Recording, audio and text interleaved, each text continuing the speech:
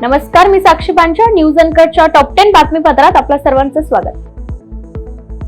राज्यभरात सुरू असणाऱ्या विधानसभा निवडणुकीत महायुतीने घवघवीत यश मिळवलंय.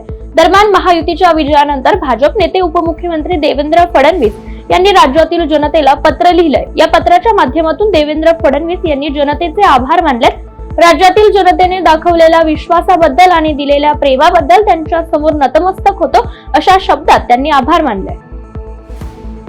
पुन्हा एकदा एकनाथ शिंदे मुख्यमंत्री होणार की देवेंद्र फडणवीस की नवीन मुख्यमंत्री कोण होणार याकडे सर्वांचं लक्ष लागलंय. याआधी शपथविधी 26 तारखेला होणार अशी चर्चा होती, मात्र आता सत्ता स्थापनेचा मुहूर्त लांबणीवर पडलाय. सूत्रांच्या माहितीनुसार पूर्ण बहुमताचं सरकार आल्याने कोणतीही घाई न करता व्यवस्थित निर्णय घेऊनच सरकार स्थापन करण्यात येणार आहे. मुख्यमंत्री पदाचा चेहरा निवडण्यासाठी भाजपच्या संसदीय बोर्डाची बैठक घेणं आवश्यक आहे. त्यानंतर अमित शहा आणि शिंदे, फडणवीस, अजित पवार यांच्यात बैठक होईल आणि मग त्यानंतर या तिघा नेत्यांची शपथविधी होईल असं समजतंय. त्यामुळे 27 किंवा 29 तारखेला सत्ता स्थापन होण्याची शक्यता वर्तवली जाते.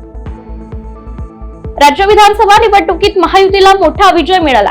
यात आमचा झालेला पराभव स्वीकारत आहोत, मात्र आमची अपेक्षा होती तसा निकाल लागलेला नाही, पण शेवटी लोकांनी दिलेला हा निर्णय आहे, अशी प्रतिक्रिया राष्ट्रवादीचे प्रमुख शरद पवार यांनी पत्रकारांशी बोलताना दिली आहे. पवारांनी निकालाच्या अभ्यासाचे महत्त्व पटवून दिलंय आणि आम्ही पुन्हा जोमाने कामाला लागू. मी निवृत्त व्हावं की नाही हे मी व माझे सहकारी ठरवतील. निवडणुकीपूर्वीही त्यांनी संसद सदस्यांसोबत पुनर्विचार करण्याची शक्यता वर्तवली होती. राष्ट्रवादी काँग्रेसच्या विधिमंडळ गटनेतेपदी अजित पवार यांची निवड करण्यात आली आहे. पक्षाच्या नवनिर्वाचित आमदारांची बैठक आज मुंबईत पार पडली.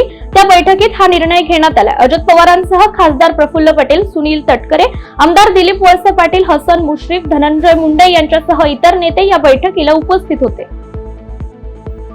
संजय राऊत यांनी आज सकाळी भाजपवर हल्लाबोल चढवताना मोदी आणि शहा हे मुख्यमंत्री ठरवणार असल्याचं सांगत महाराष्ट्राचा मुख्यमंत्री दिल्लीतून ठरेल तो स्वीकारावा लागेल असं मत मांडलंय.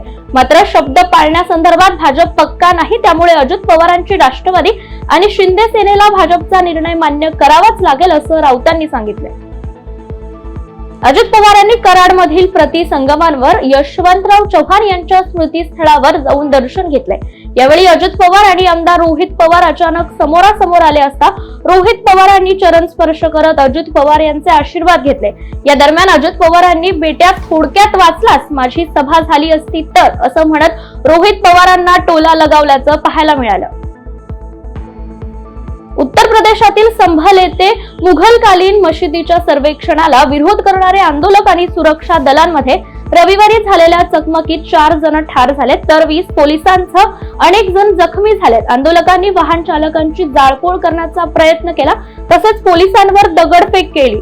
जमावाला पांगवण्यासाठी पोलिसांनी लाठीमार तसेच अश्रुधुराचा वापर केला असून या हिंसाचारात 15 ते 20 पोलीस जखमी झाले असल्याची माहिती मिळते. ईव्हीएम अर्थात इलेक्ट्रॉनिक मतदान यंत्राचा प्रश्न मिटेपर्यंत बहुजन समाज पार्टी कोणत्याही पोटनिवडणुकीत सहभागी होणार नाही असं पक्षाच्या अध्यक्ष मायावती यांनी जाहीर केलंय. त्या लखनौ येथे पक्षाच्या बैठकीनंतर माध्यमांशी बोलत होत्या. पुणे मुंबई महामार्गावरील खोपोली येथे इमॅजिकाचे थीम पार्क हे देशातील सर्वात मोठे थीम पार्क आहे. आता जागतिक दर्जाच्या मनोरंजनासाठी देशातील दुसरे सर्वात मोठे मनोरंजन थीम पार्क अहमदाबाद मध्ये साबरमती नदीवर 5 लाख चौरस फूट रिव्हरफ्रंटवर उभारले जाणार आहे. पुण्यातील इमॅजिका वर्ल्ड आणि साबरमती रिव्हरफ्रंट डेव्हलपमेंट कॉर्पोरेशन यांच्या याबाबतचा करार झाला असून नॅशनल ग्रीन ट्रिब्युनल कडून सिग्नल मिळतात या उद्यानाचं काम 3 ते 4 महिन्यात सुरू होणार आहे. दिल्लीतील प्रदूषणाची थोड्या प्रमाणात पातळी कमी झाली आहे. खासगी हवामान एजन्सी म्हणजे AQI.in च्या आकडेवारीनुसार आज सकाळी 7 वाजता दिल्लीतील AQI 346 नोंद झाली असून 2 दिवसांपूर्वी दिल्लीतील हवा गंभीर श्रेणीत म्हणजे 400च्या वर नोंदवण्यात आली होती. दिल्ली ट्रॅफिक पोलीस प्रदूषणावर नियंत्रण ठेवण्यासाठी सतत काम करत असून प्रदूषण नियंत्रण प्रमाणपत्राशिवाय चालणाऱ्या वाहनांवर वाहतूक पोलीस कडक कारवाई करताना दिसून येत आहे. या बातमीसह वेळ झाली टॉप 10 मध्ये. इथेच थांबायची. पाहत रहा न्यूज अनकट.